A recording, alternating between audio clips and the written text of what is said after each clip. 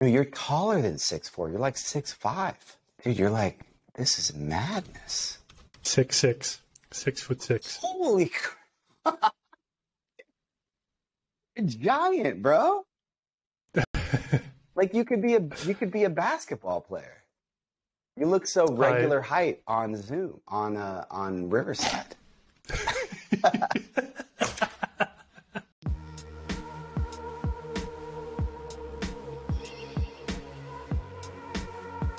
MageTalk is a podcast about the Magento community. MageTalk is brought to you by Future Commerce, a podcast started by the initial brains behind MageTalk itself, Philip Jackson, and by MageChat, a new private invite-only community started by myself, Kalen, and by Hiva. You can call it Huva, you can call it whatever you want. It's the only Magento front end that shall ever be. And with no further ado, on to the show. Welcome to Magetalk. My name is Willem. And I'm Kalen, and Willem dove right into the intro, which is very exciting. And this is episode number? Oh, that's a very good question. Do you know the episode number? If we're playing a guessing game, I would say 237. We're finally in a good 236.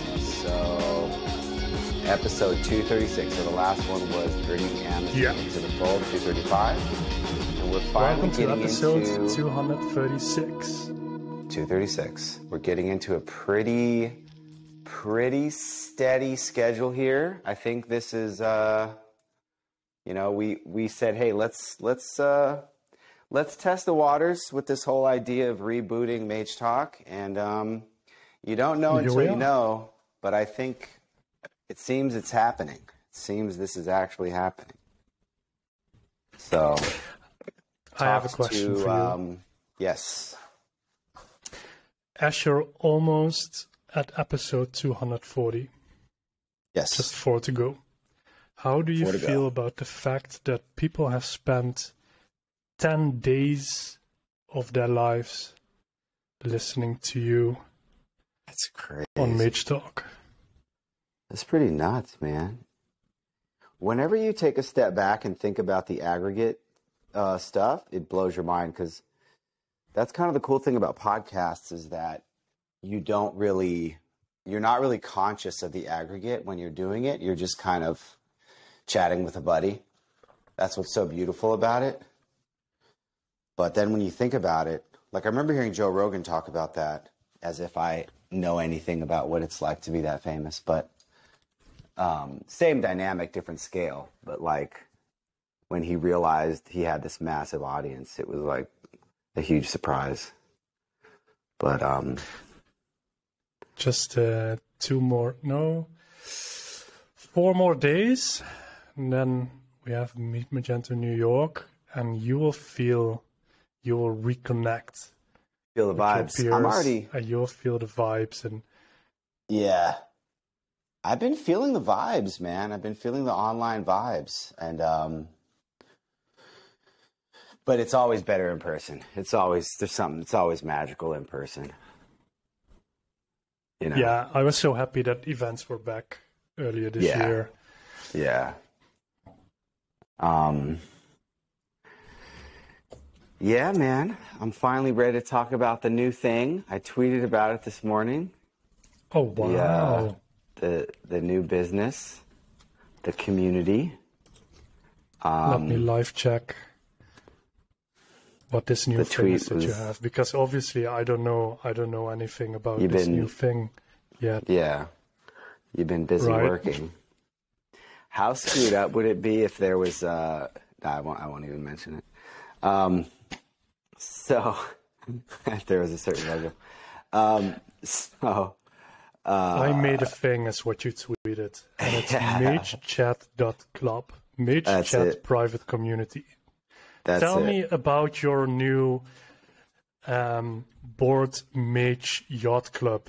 Yes, honestly, that was a really good name that you posted. I like that a lot. So this is a Slack that I created 7 years ago. That was initially just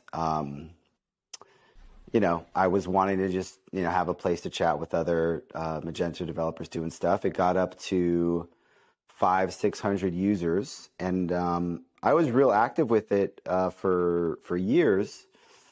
And there was a bunch of people in there, a lot of the big names, as you would say.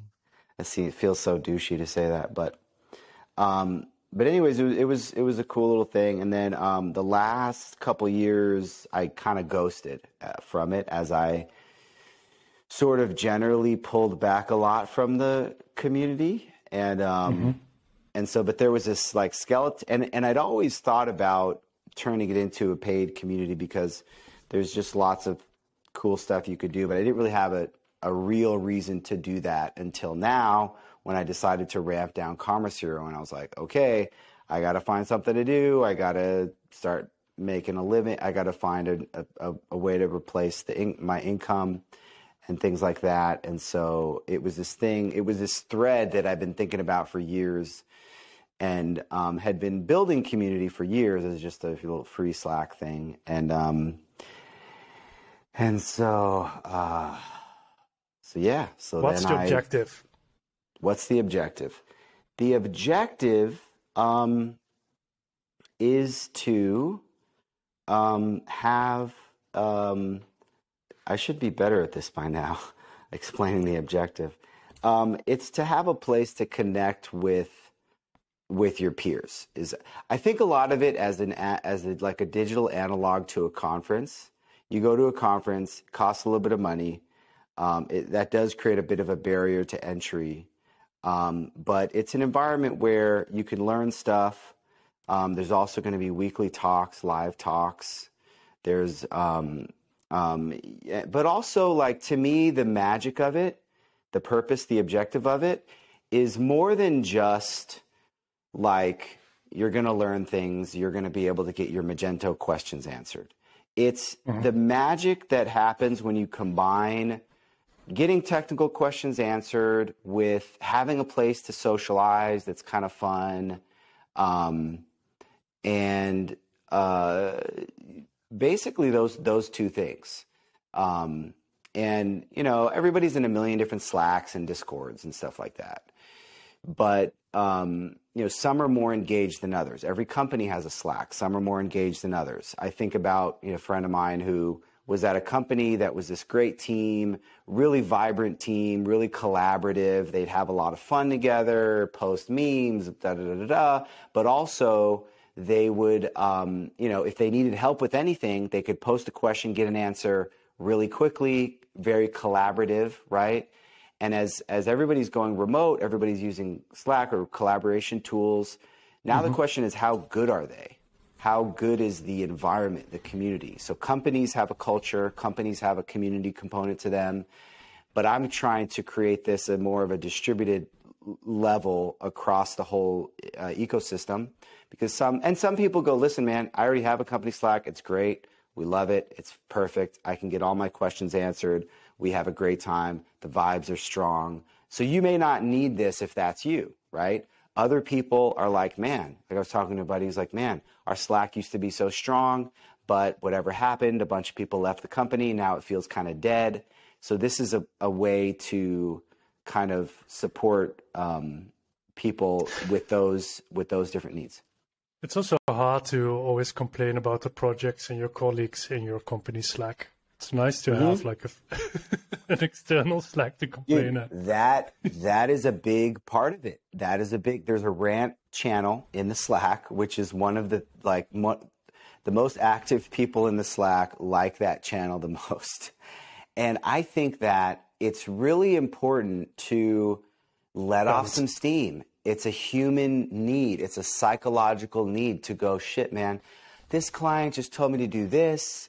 It's so dumb. It's so stupid. Now, this gets into the topic that we started getting into last week that I want to dive into is how do you create the rules of engagement in a Slack community in general, in mine specifically, in yours specifically?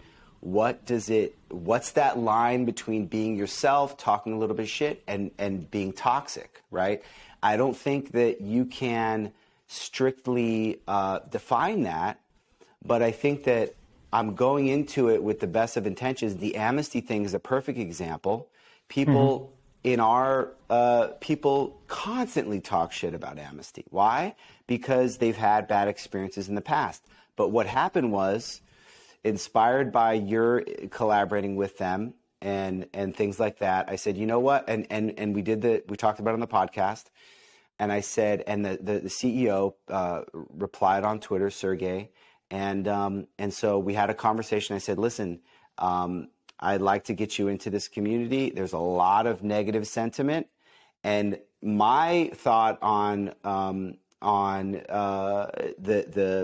the way people should be allowed to communicate is like, hey, they should be allowed to say some negative things, right? I don't want to tell everybody everything they has to say has to be so. I want people to be themselves. If you're having a drink at a bar with a friend, you're going to say, dude, this thing is shit. This extension is shit. Or, so I want to be able to create some kind of an environment of that where you can be honest, be yourself. But then what happened is I said, I talked to him. I thought this guy understands the challenges. He's willing to deal with the negativity and turn it into a productive thing. I said, and this has turned into another, I think, big benefit of the community is that all the members are going to have priority escalation directly to the CEO for amnesty issues. And I want to do this for all the different extension companies out there. Now, in order to do that, I have to make sure that what they're escalating is they're not just ranting about every rant. So there's already begun to be some conversations in the extensions channel where people are saying, ranting, and then so we're going, okay, so here's the deal. Amnesty released some improved coding standards a year and a half ago or 2 years ago, whatever it was. They're working on improving their quality from that point forward. So if you have an issue, you want to rant in the rant channel, have at it, have a blast. If you want to talk about it in the extensions channel, we need to keep the conversation focused on what can actually be improved. So if there's an issue, constructive. So if there's something you hit 4 years ago and you're angry about it, I hear you, that sucks. That caused a lot of pain in your life. You may have had to stay up all night because of a deployment. That's real. However, if we're talking here, let's talk about what can be changed now. So let's point to the specific extension. Has that been addressed recently or not? Has that been fixed recently or not? And I'm going to need to see some real movement from Sergey from the quality improvements. I don't understand all of the quality issues across 200 extensions. I'm trying to understand that. I want to see good faith progress and somewhat quick progress towards improving all this stuff.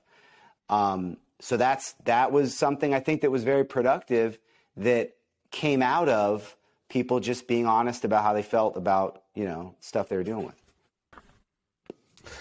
Yeah, I always feel, as I've grown through as I've gone through some personal growth in the past years, I've decided to focus on the positive things, as I also said in the last week when we spoke. It's a choice to focus on the negative things. And I half joked on Slack in this amnesty thread where I said, if you can't deal with the amnesty extensions and fix the issues that you're facing there, then the extensions are not for you. If you're above that level of what amnesty offers out of the box, and you can do better, either you should be able to fix this one load in the loop and create a patch and then still make use of all of the boilerplate code that is there that you can get for a quite low amount, cheaper than what you can build it yourself for. And if you're stuck with an extension and you don't have the time or budget or skills to fix it, maybe look for another vendor or build it yourself. And try to look at it in a positive manner, and you can get really stuck in just focusing on the things that are. I agree. I agree with that, and that would be how I'd personally approach it. And there are people that say, listen, I don't work with amnesty extensions in my particular business, and I think that can be a totally reasonable approach, depending on the scale that you work at, the type of client you work at. I will say that if you are a developer at an agency and it's really not your choice whether or not to work with that extension, it's a decision your boss made, it's a decision the client made, and you're kind of stuck with it, I can understand a level of resentment there where you're like, man, I can't get support on this. It's going to take me an insane amount of time to fix it. And even still, if that's the position you're in, your job is to scope out, hey, here's what it's going to take to fix X, Y, and Z. It's your job to review the code and say, here are the issues and line them out.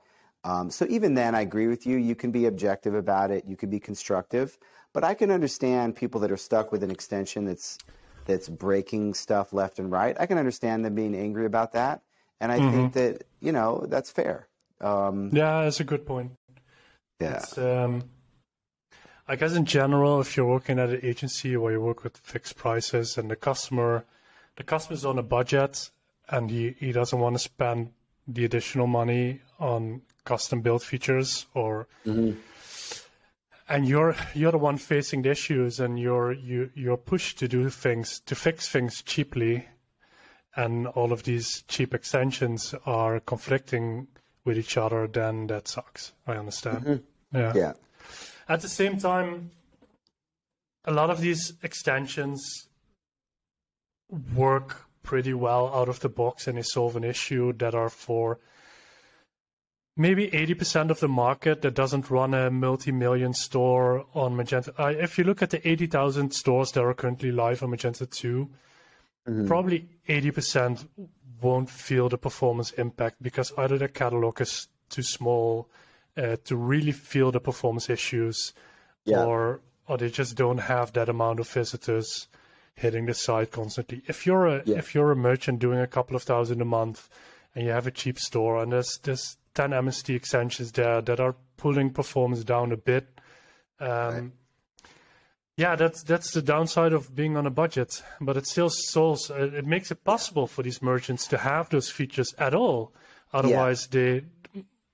And that's the thing that it's easy for us if we're in the dev community working on high-end stores. It's easy for us to ignore that side of the market that has a demand for a certain budget extension that solves a business problem. That's a real thing. And the other thing that has been really cool in the community is that as Sergey has come in, I've had some people go, hey, I have a really good deployment pipeline that I use that does checks across different versions of Magento and everything else, that does code quality checks, all sorts of stuff, right? And everybody's building these types of things out. And so they're saying, hey, I'll help you, and like for free. Like I'll help you I don't know what they have or don't have on their end as far as deployment pipelines, automated quality checks, but I have people in the community that go, I would like to help you guys fix this. We'll help you set up your infrastructure. And so now I want to get them to start collaborating so that'll help Amnesty's business. That'll eventually improve their quality and hopefully make them more money in the long run and make the community's lives easier. So things like that can happen, hopefully that can happen, are pretty cool. Like I get excited about that kind of stuff. Yeah. You're going to have your hands full if you want to do that for more extension vendors. I know, dude. Because there's a couple out there, and every extension vendor has extensions that might have some load in the loops, and Amnesty is by far not the only. And we see a lot of extensions come by. Like we have so many extensions that are being made compatible with Huva, so we have insight in the quality of a lot of those extensions.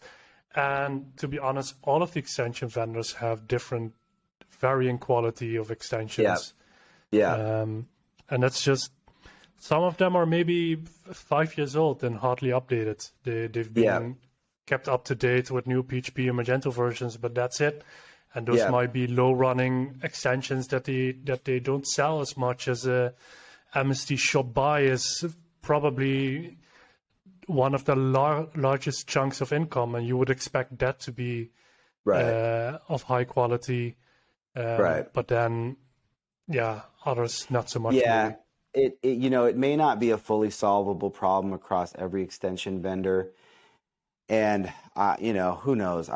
I'm hoping this works out, but you're not going to know until you know. And I'm starting to see some specific things escalated to Sergey related to specific extensions. I'm now curious to see some aggregate information on their side on the 200 different extensions that they have on quality metrics. And so I hope it works out. If it doesn't, it doesn't. I gave it a shot. If it does, it'll be pretty cool. And I think that there are ways to approach this that, listen, I'm not expecting somebody to fix every problem in 200 extensions overnight. Nobody's expecting that. But if they can make good, material progress that makes everybody's life better, sure, it's gonna require some investment by the extension vendor. But these investments, we already know, pay for themselves. Improving your code quality, particularly if you're getting a nice automated deployment pipeline check with quality check, code quality check. Those are the types of things that are going to pay for themselves easily. And you can find things like load in the loop. I think I'm not too up to date personally on what types of things you can really detect automatically in a reliable way. But I think that a lot of things I think you can do a decent job of. So we'll see, man. It's a can of worms, and we'll see where it goes. Yeah, I think mostly it's easy to underestimate how much work they put in maintenance and updating extensions, and they have a public roadmap, MST. It's a Trello board, and you can see what they're working on. It's quite a bit. Good. They've been working on Hoover compatibility, and we basically started out. We agreed that they would start making extensions compatible, and we had maybe 8 that we already made compatible together with our community. And we agreed that they will take over ownership of those compatibility modules and build them out to make them fully featured. And I think they have about 4 released now and 3 coming up, which you can see in the public roadmap. To do that beside all of the other work that they do.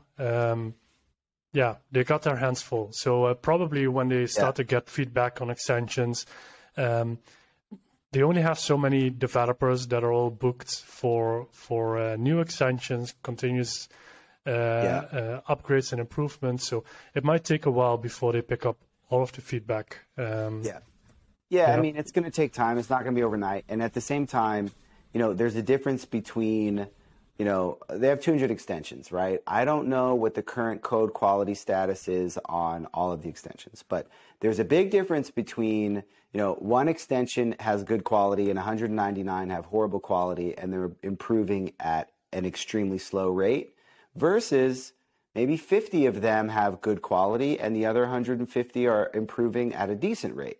So I have to wrap my head around how things are improving. A lot of people in the community are literally reliving past traumas related to things that have happened 4 years ago, 5 years ago, 6 years ago.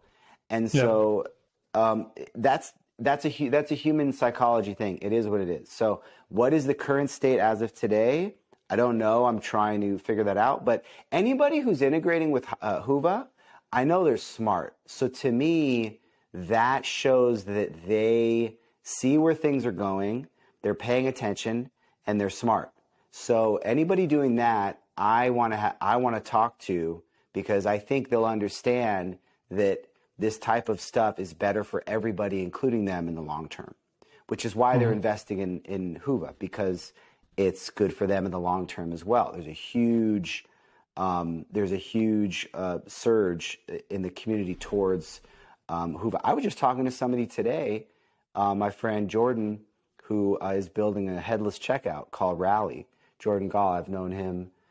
He actually built an email abandoned cart thing back in the day we've never met in person, but he's a really cool guy.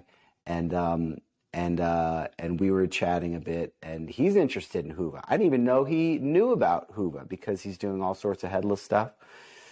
So anyways, yeah, so we'll see where it all goes. But the sad thing for me of this new product that you have is that you use all of these no-code tools, which are impossible for me to hack. While I have this tradition that whenever you create a new product, that I take a peek where. No.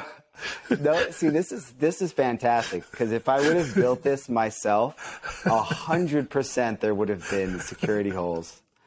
Yeah, that's right. You had found an old MageMail security hole, if I recall, and probably a Commerce Hero one too.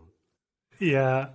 So this no-code stuff is so obviously there's limits to it. There's limits to what I can do with it, but oh man, it's so fun to just be able to roll out little features quickly.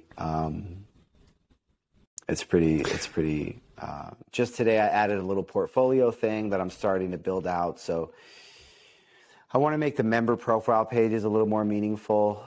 So people can add things like services they offer for people that offer services, freelance agency type stuff.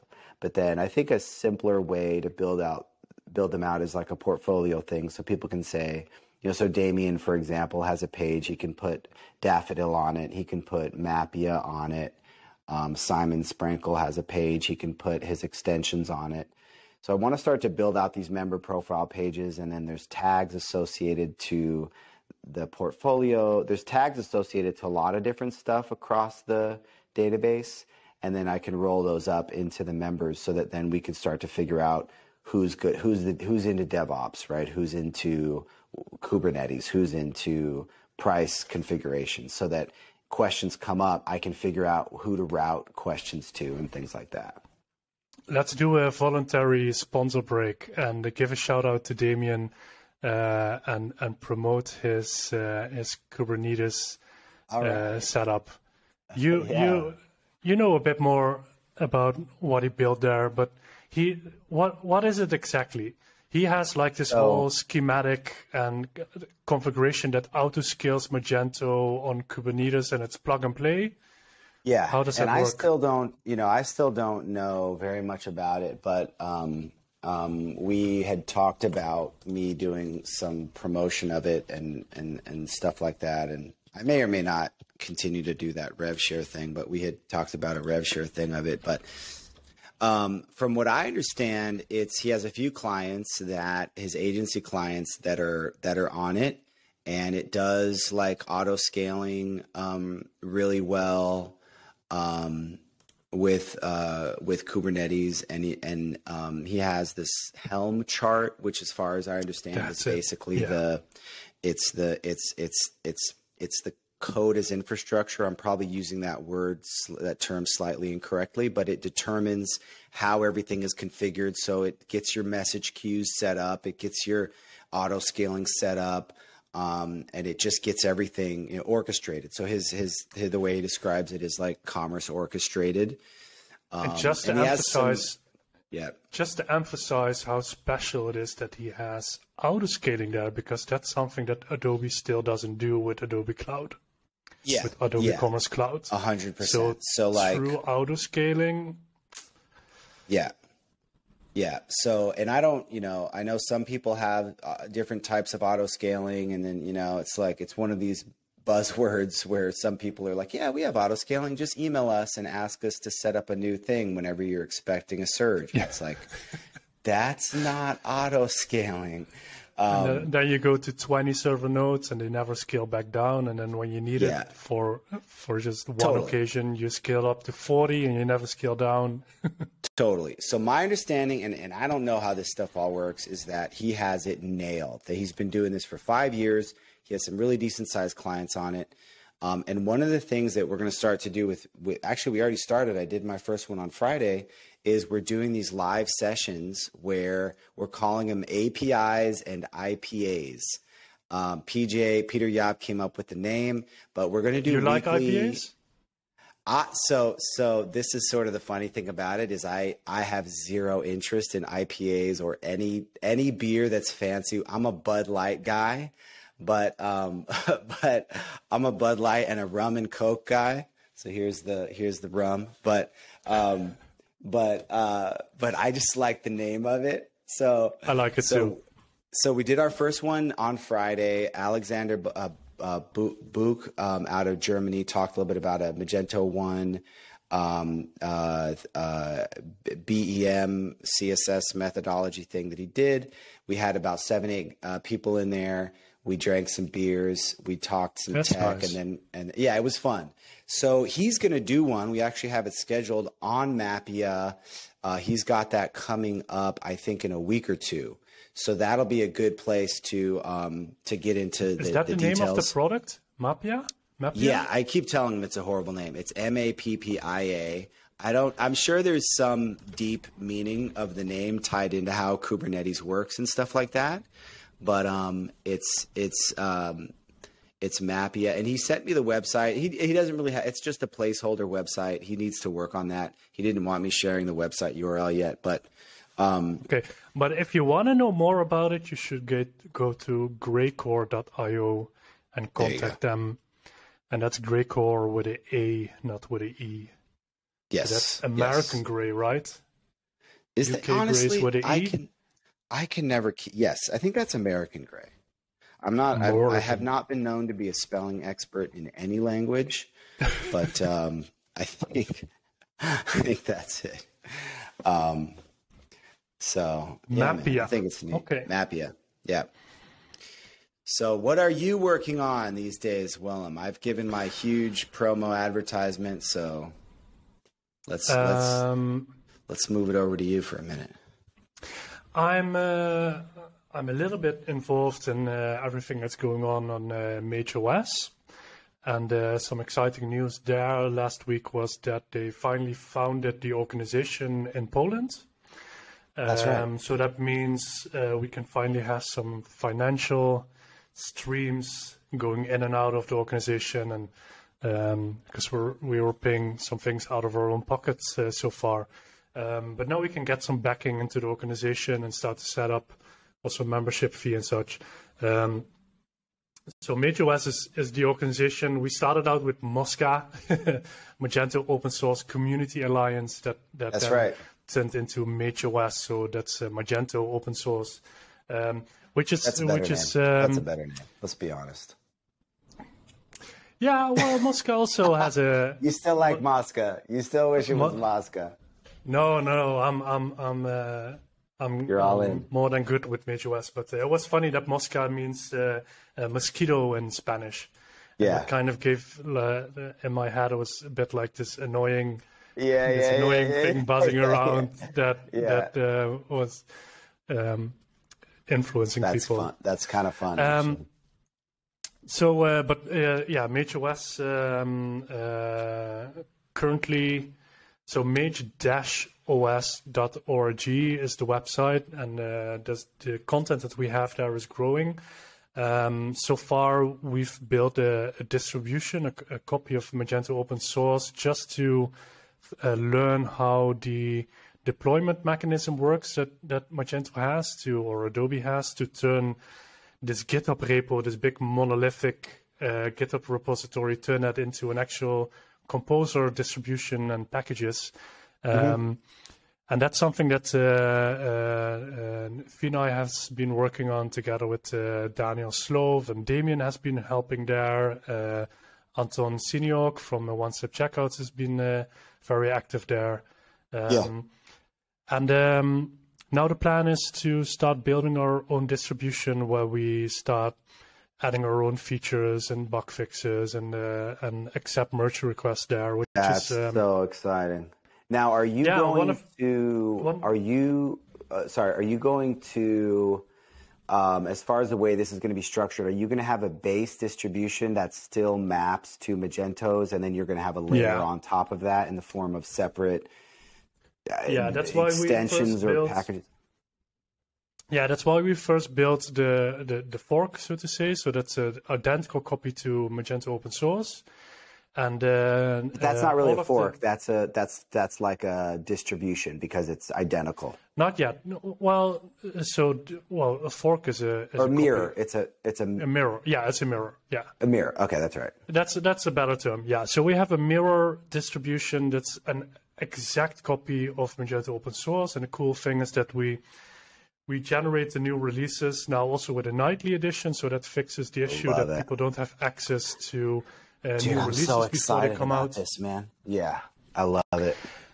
And then the next step is that on top of that, so we keep everything in sync and we keep rebasing to upstream so that we always stay compatible with the official Magento repository for as long as we can make that work.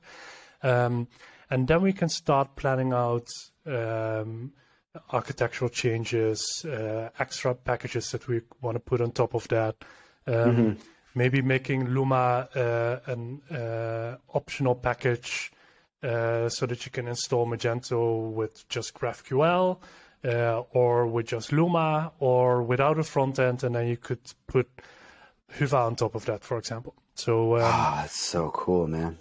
And that would solve some of the dependency issues and some of the performance issues. If you're running a headless front end only, then you don't need the Luma packages that only slow stuff down.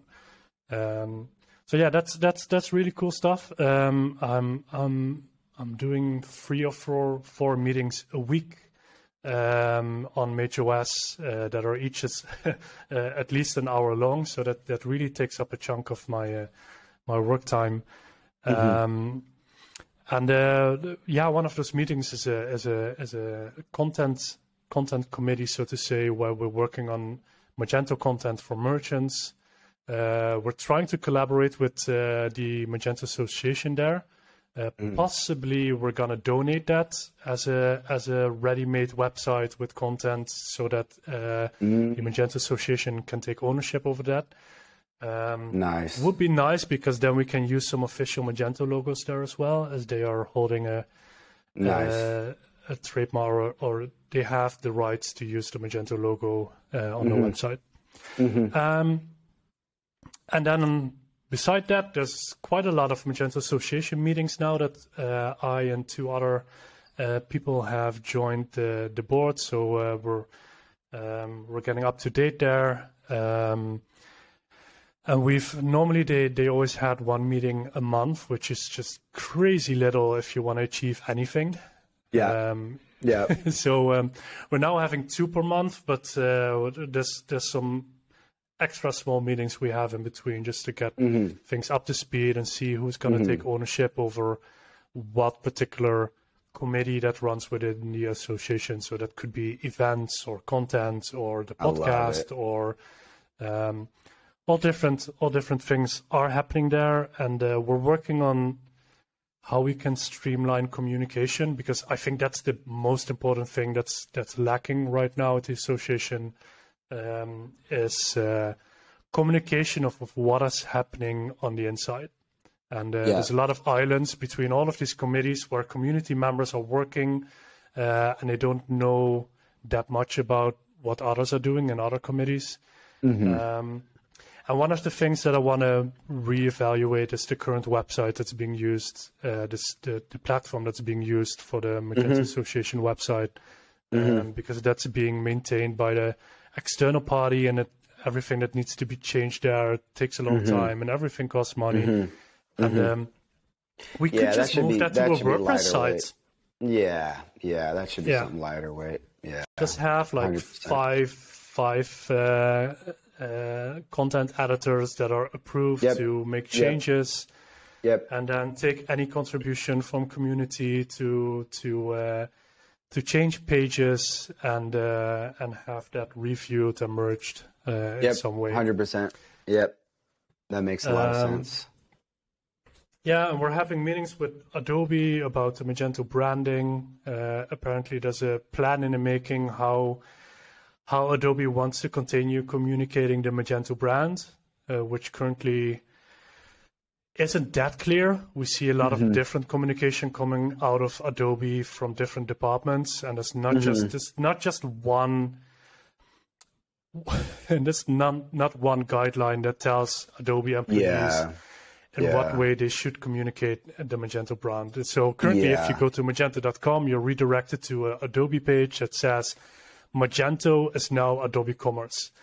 And that has really angered me because it's false. And even if I talk directly to Adobe people, and especially the decision makers, they're like, yeah, that's not the right communication. That's not the right wording. More accurate thing is that Magento Commerce Edition is now Adobe Commerce Edition. So I could understand the mix up there. But and the issue there is that the organization, Adobe is such a big organization. They have a content department and a marketing department. And they get assigned to update a page, and they're like, oh yeah, so I read that Magento is now Adobe Commerce, and they put it there, and then and then if you want to get that changed again, you need to go through 10 layers. Me as a community member, a Magento community member, need to go through 10 different shackles in a chain to reach that content department. And then they're like, well, I'm not sure if that's actually I've read this document that says that Magento no longer is called that. So yeah, it's difficult, but they're working on a plan to do that better and work more with the community together. We're working on a better format for the maintenance of Magento open source, for pull requests on the official Magento repository to get more influence from the community to get things changed in Magento core. Which is looking promising. So it's not going to be the Magento LTS STS that we've been. That was a plan, a concept that we worked on for a long time, especially together with Eric Oway. And at the time that he left, it also became clear that not every department in Adobe signed off on that plan, and eventually they decided to focus on improving the workflow of contributions and giving more ownership to the community over the product in a different way than having two versions. They basically said, if it's so hard for us to maintain one version of Magento together with the community, then we're going to make it even more complicated if we're going to have two versions of Magento and then find a way to do that well. So they said, let's just focus on one version of the product. Honestly, that makes sense to me. I know I still don't completely understand the short-term and long-term thing. I know you tried explaining it to me once, but that makes sense to me. Like, yeah, in the end,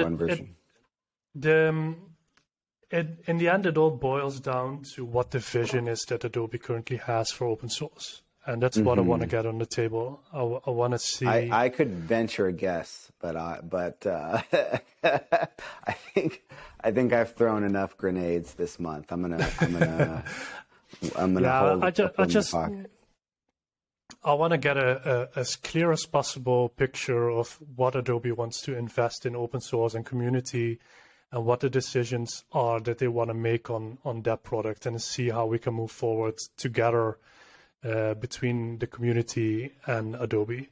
And it's a challenge for them to really oversee the big picture of community and the ecosystem and all of the actors that are like the whole hosting, extension vendor, payment providers, all of these SaaS providers, the agencies, the merchants, the pictures. It's such a big picture to paint, and to make them understand what the total value of that ecosystem is to Adobe, and then how that could translate into growth of the Adobe Commerce product. But yeah, it requires a good understanding and connection with the community from Adobe. And all of the people that really had that connection with the community, talking about Ben Marks and Eric Irway, a lot of other, a lot of architects that were in touch with the community that left. Sherry Roth, who moved to the background. What is her role now? I was actually Sherry moved to developer relationships more Adobe wide, so she does that for multiple Adobe products. Got it. Okay. Got it. So she moved a little bit more. Well, a little bit. She moved away from the Magento product and from Commerce. Yeah. From Commerce, and more into the other products at Adobe Office. Got it. That makes sense. She's still active in keeping a finger on the pulse with her colleagues at Adobe, seeing what's going on and giving them advice on how to collaborate with the community. So I think she's still somewhat involved in the background, but a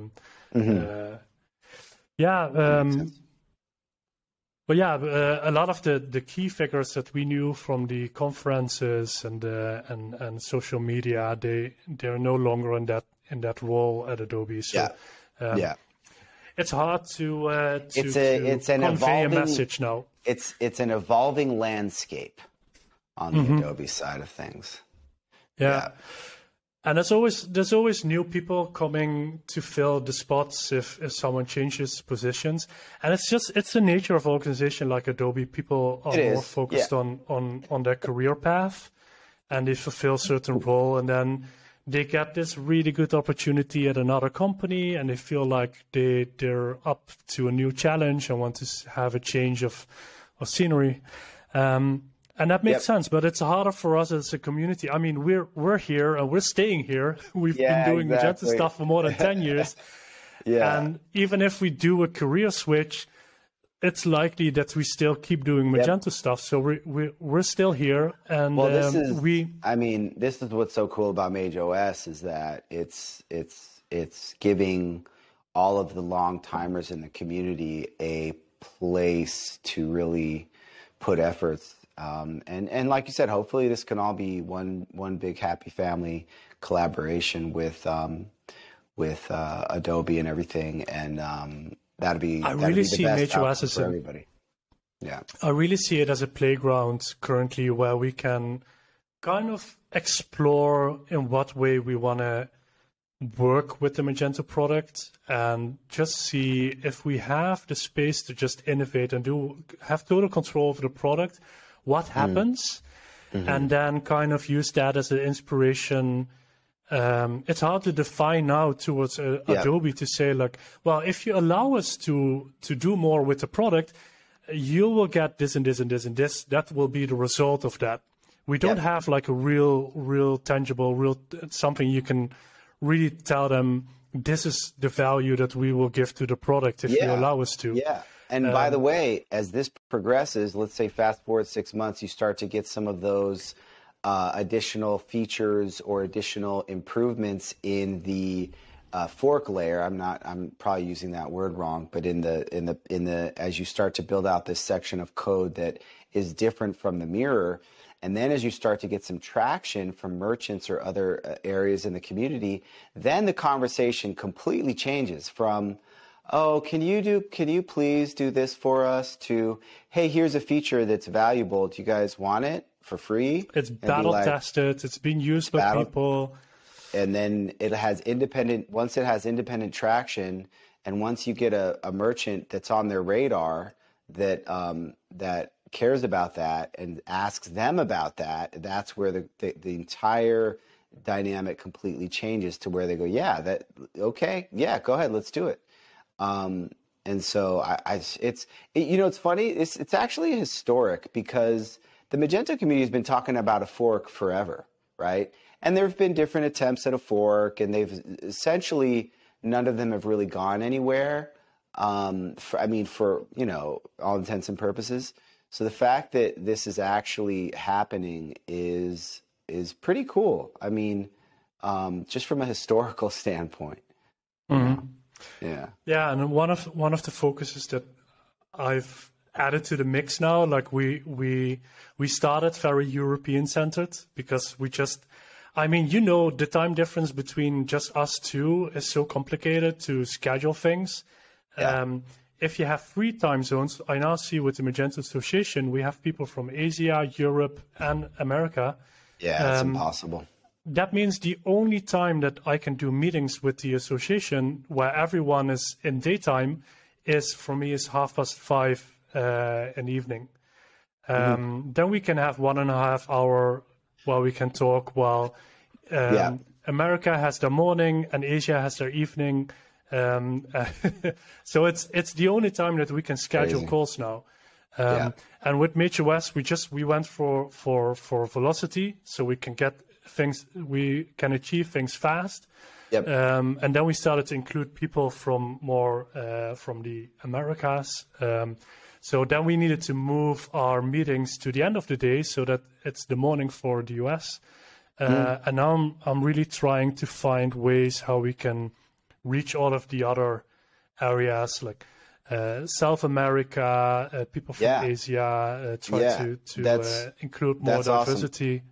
I was actually talking to somebody in South America about this, who is a community-oriented person that was asking, hey, are you getting involved? And they were saying, well, you don't really have any representation from Latin America at the moment on the thing, and so I was thinking that would be. And I'm all about, hey, you gotta get started where it makes sense. It's in Europe, awesome. You guys are getting things going, but as you start branching out, I was to say get somebody like that, or obviously there's a number of people who could fill that role, whatever it looks like. If it's not on the actual board, or I don't know how the board is structured, but if you can get people like that to get a little bit involved and have some visibility, I think that's exactly what you already said that you're working to do. Yeah. But I think that will make it's people mostly feel in the more of a sense of messaging ownership. Yeah. It's mostly in the messaging to really invite people in. I mean, so many things that we do are completely open, and we're, I think, the most transparent organization currently out there in the community. 100%. But you can join our Discord. It's chat.mageos.org. You can see when the meetings are happening. So we announce all the content meetings and the technical meeting. We announce those on Discord with the link. Anyone can join and listen in and share their ideas. Anyone can pick up a task on this distribution and the mirror that we're building. But to get involved with the community, you need to step in and get involved. We can't really, I can't pull you in to feel engaged with us, because you need to, it's like at a conference, the Pac-Man principle. Yes. You stand in a circle and you keep the circle open so that anyone that is interested can join. They can join the conversation and then they become part of it. But, so MageOS is not like a closed circle. It's very much open. But it depends on the person that wants to join to step into that circle and just start listening in, and then as soon as they feel like I have something to ask or something to contribute here, that's how you. I mean, I didn't really get into the community, really got the feeling that I became part of the Magento community until I did my first hackathon. I went to a lot of conferences and I listened to people and I met some people, but it was hard to connect. And then the first time I did a hackathon was especially Peter Jaap from Magento, who really made me feel part of their little team and invited me in. And from there, I started to feel part of the community. And 100% I agree there. I think that particularly if there are people that have been longtime contributors in the community and for whatever reason they haven't had the reason to get involved in MageOS, they've just been busy with work, they've been whatever. I think this is where I'm starting to see what my role can be with this whole community building thing. It could be as simple as being like, hey, here's somebody in Latin America that's been an active contributor for a long time. How can we plug them in? What's a low-hanging fruit where we can say, hey, it could be as simple as maybe there's localization stuff that you guys want to do, and you say, hey, let's just make this person, assuming that they have a little bit of time they can dedicate to it. Like, here's somebody that would make sense to plug in doing localization, or some minimal level of. I guess the way I think of it is, what's the minimal level? Let's say we want to add a Latin America representative today, right? What's the lowest? Everybody's busy, right? They may not have a specific thing that they want to go do a pull request for or whatever, but what is the lowest hanging fruit where we can say, hey, can you commit an hour a month? Can you commit an hour a quarter to do X? X could be as simple as, I'm going to talk about it on social media. It could be as simple as, add me to the website, and if there's anybody in Latin America who now they have a friendly face, now they have a point of contact. It could be and then as they see representation from their neck of the woods on the website or whatever the official thing is, then I think that'll help to build traction. In addition to all of the other ways that you currently have to build traction. I've also been thinking, it's so hard to classify what a community member means. Like, when it's a feeling, the only thing, like, you making 100%. Someone feel like they belong and they are part 100%. Of something. Yeah. Do they need to contribute for that? No, but how can you make them feel belonging if they don't interact, or if they don't join the Discord or join the Slack or join the conversation? Then it's really hard to get a feeling of if people feel included or not. And when I had this particular conversation, I could tell it was a feeling thing. It's like, oh, so what do you think about MageOS? Because I generally feel like everybody is super excited about MageOS, and then it was like, oh, well, there's nobody from Latin America on the thing. It's all Europe, and I could tell, and I understand the reasons why that's the case, and I think what you guys are doing to bootstrap it is fantastic. But I also could understand the feeling, the subjective feeling somebody might have who's been active in Magento for a decade that goes, well, there's nobody there, right? And so I'm just saying, what's the simplest way we can add people there from different places? But I agree with you. It's a subjective thing, right? Like, you have a very clear objective path. If you want to get involved, get involved. There's no barriers. There's no nothing. Just go for it. Yeah. But I think there's a feeling that people have if they're not invited in, right? Like, I think if somebody's been active in Magento for a long time, they care about it, it matters to them. Let's invite them in. Let's just invite them in, whatever that means. And I can literally be the person to do that. I can figure out how to invite them in, whatever that means. Mm-hmm. You know what I mean? Yeah. Yeah, so it's something I've been thinking about for a while now. What if we can organize certain meetings, or actually ever since I mentioned this at MageOS, Vinay has been live streaming all of his work he does in the weekends. He usually works on MageOS on Sunday, and that's then so cool. In Discord he does this water cooler where you can just, which is basically a chat room. Mm-hmm. And he usually tweets like, "Oh yeah, I'm now live coding, and join and talk with me, see what I'm doing." That's cool. Yeah, it's hard to get cool. Connected with people that you're not connected with yet. Like, we can tweet, "Hey, please join us Discord," but then if someone doesn't feel personally invited, and I don't know who that person is, how do I reach I'm that? just saying I'm just saying I can literally do that. Like, that can be my little way of helping out, is if to the extent that you care about my feedback on it, I can say, hey, here's somebody, let's plug them in. Let's do it in a way that's really easy and simple and doesn't require anybody's time. And I think will help. I think will help the build traction in different places. Yeah, I would just love seeing new faces on these meetings that we have, on the content and the tech meetings that we have. We're working on the diversity and inclusion thing. I think Vinay wrote a blog post that's going to be released this week. Jean Lan from One Step Checkout, she's been working that with Vinay. There's a plan. There's a plan there to see how we can include more people. It's one of the reasons I'm also very excited about New York, is because I know a lot of people from Latin America and Asia will be coming there that I've never seen in person yet. So I want to brainstorm with them, like people like Vijay Kolani, who has so much connections with the community in Asia.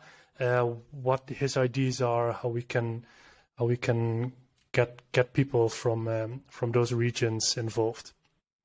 Totally, man. So it's not unwillingness, but how it's just difficult. I'm not saying it's unwillingness by any stretch. Everybody's busy. You're stretched to the max. Everybody's doing a bunch of stuff, and we can talk more about it offline. I basically have some, I think that. And I think it'll continue to happen, but I have some ideas that I think could accelerate it. Speaking of New York, the official MageTalk I think this might be the second ever MageTalk meetup. I think we did one at Imagine. It was pretty fun back a few years ago. Got in a little bit of trouble because we overlapped with some other official Imagine stuff, but that's okay. So we have 41 people have RSVP'd, and so you can check. Got anxious? Did I get anxious? I guess I did get a little. If I don't think about it, I don't get anxious. If I think about it, are we going to get kicked out? Maybe. Who knows? Who cares? It'll be fun if we get kicked out, or if we don't get kicked out of the bar where we're at. So we might be moving to a different location that can accommodate more than 40 people.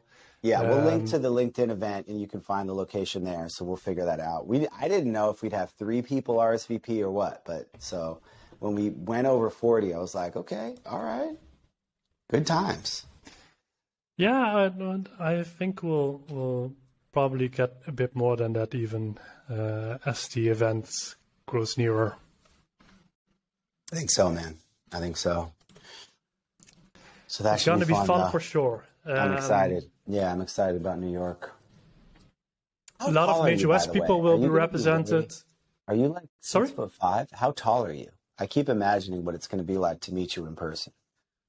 I can't tell you in American. I can tell you in European. Tell me in European. Meters. 1.98 m. Okay. Okay, so you're almost. Okay, so you're tall. Almost 2 meters. Yeah. Okay. Cool. I was imagining you towering over me in person. I can adjust. I won't look down on you. But we have 4 or 5 people from MageOS joining the meetup as well, and there's gonna be 4 people, including me, from the association. So that's Holy also crap, very good. Dude, are you like 6'4"? Dude, you're a giant. If that's 1.98 m. You're a giant Viking, dude. Holy cow. 6'4", 2 centimeters. Dude, you're taller than 6'4". You're like 6'5". Dude, you're like, this is madness. 6'6", 6'6". Holy crap. You're giant, bro. Like you could be a basketball player. You look so regular height on Zoom on Riverside.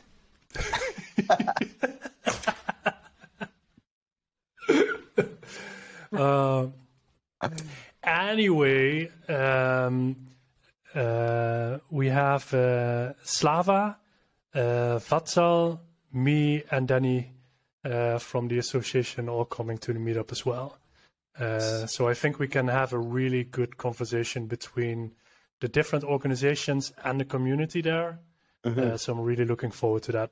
Let's make some plans for the best World possible domination. Yeah, and the best possible future for Magento open source between us, the community, us as the community, and Adobe. And the Mage Board Yacht Club. Don't forget about the Mage Board Yacht Club. Please. Yeah. Got to keep that in the mix. If at all possible. I have kids to feed. Do it for the kids. Do it for the children. Good. All right. Let's wrap this up, shall we? Let's do that. And we have one coming up that's going to be focused on Magento extensions. Oh, yes. Right? An episode. Yeah. We talked to Peter Yap about doing that. Yeah. So that'll be fun. So we'll see when we'll get that scheduled in. So yeah, good times. Thanks everybody for tuning in, and we will see you next week. Bye.